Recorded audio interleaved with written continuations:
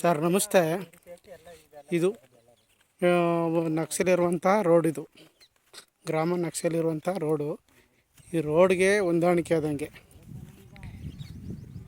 1 ಎಕರೆ 5 ಗುಂಟೆ ಜಾಗ, ಒಂದೇ ಪ್ಲಾಟಾಗೈತೆ. 1 ಎಕರೆ 5 ಗುಂಟೆ, ಒಂದು ಬೋರ್ ಐತೆ ನೋಡಿ, ಒಂದು ಬೋರ್ ಐತೆ.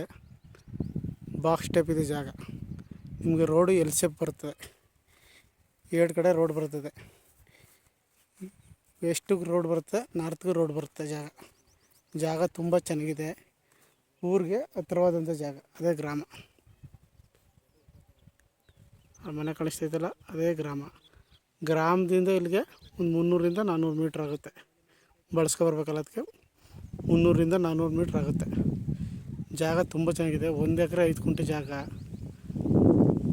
ಒಂದು 10 ಗುಂಟೆ ಅಷ್ಟು ಖರಾಬು ಬರುತ್ತೆ ನೋಡಿ. ಪಕ್ಕದಲ್ಲಿ ವ್ಯವಸಾಯ ಮಾಡ್ತಾಯಿದ್ದಾರೆ, ಮನೆ ಮಾಡ್ಕೊಂಡು ವಾಸ ಮಾಡ್ಕೊಂಡು ಪಕ್ಕದಲ್ಲಿ ವಾಸವಾಗಿದ್ದಾರೆ. ಒಂದು ಬೋರ್ ಇದೆ.